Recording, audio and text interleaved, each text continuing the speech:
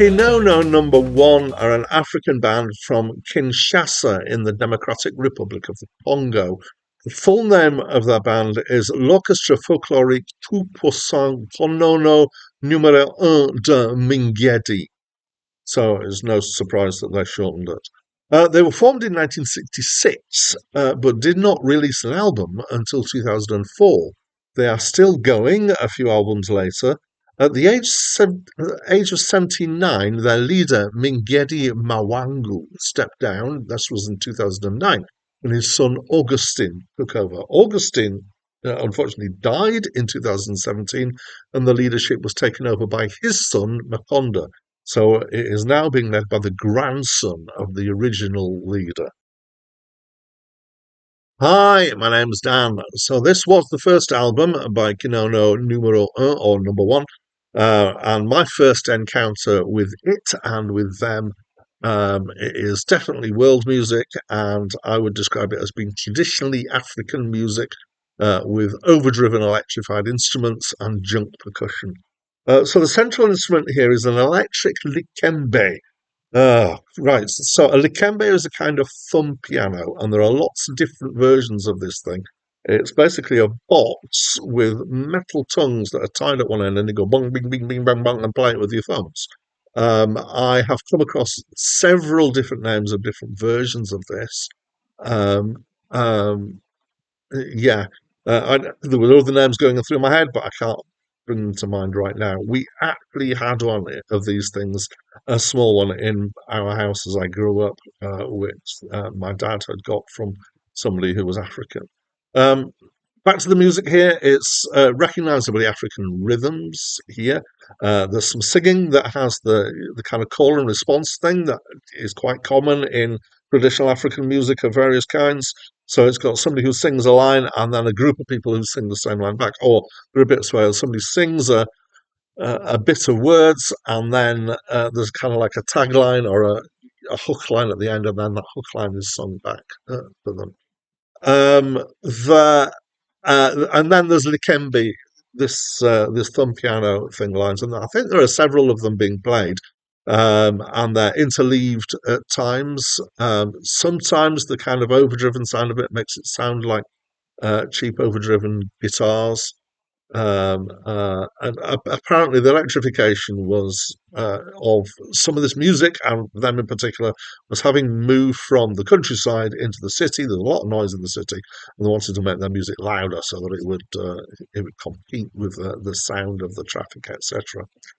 Um, this kind of music is obviously not rooted in what we think of the Western music tradition, which kind of grew up through two different strands, but they were kind of informed each other. So of the classical music, European classical music, and folk music, where the concepts of key and chord are really, really central and strong, whereas the African tradition doesn't really have that thought. And you've got these instruments where you've got a limited number of notes that you play, but they're in relative tune to each other.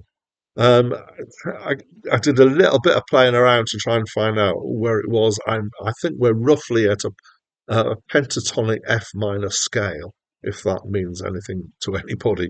But it doesn't really have the idea of um, chord changes because it's all in one thing and it's just this kind of scale. It's a bit, I think that this is somewhat what is meant by modal jazz, is that it's more of kind of the notes are in this key or related to each other rather than kind of changing the harmony of it.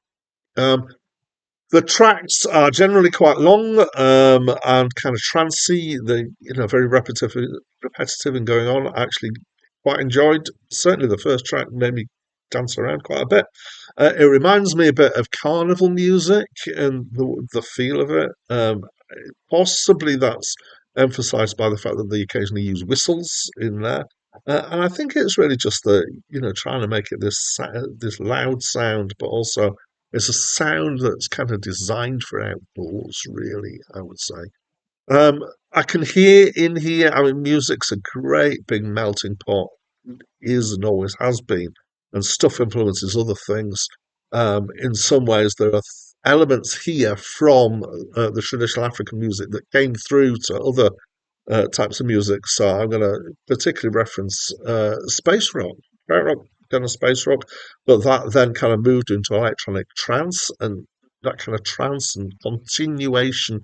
Well, the idea of music as a continuum is is this kind of things rather than kind of short, sharp songs. 70s funk also, looking at P-funk and stuff like that, has this kind of roots in it, and Afrobeat, fairly obviously. They call this traddy modern.